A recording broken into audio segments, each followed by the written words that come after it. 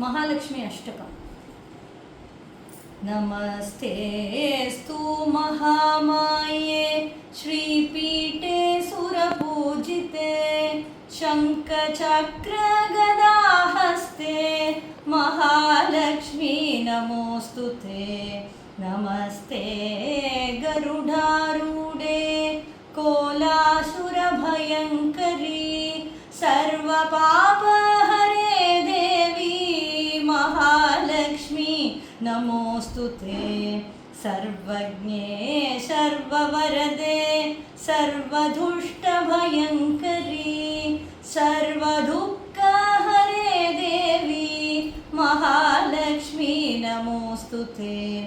सिद्धिबुद्धिप्रदे देवी भुक्तिमुक्तिप्रदायिनी मन्त्रमूर्ते सदा देवी महालक्ष्मी नमोऽस्तुते।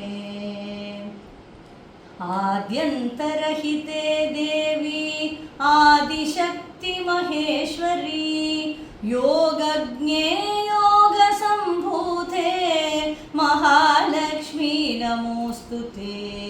स्थूलसूक्ष्म महारौद्रे महाशक्ति महोदरे महापापहरे देवी महालक्ष्मी नमोऽस्तुते।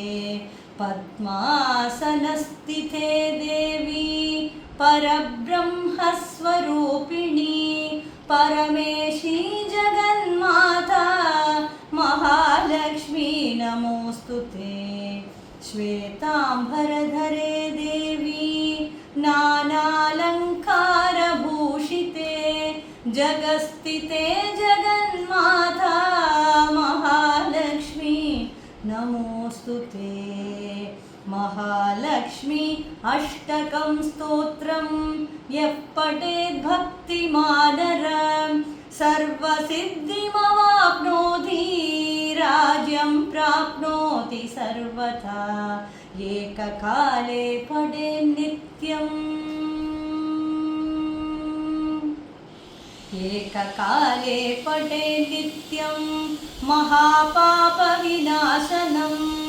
द्विकालं यः पठेत् नित्यं धनधान्यसमन्विता त्रिकालं यः पठेत् नित्यं महाशत्रुविनाशनं महालक्ष्मी भवेत् नित्यं प्रसन्नवरदा शुभा।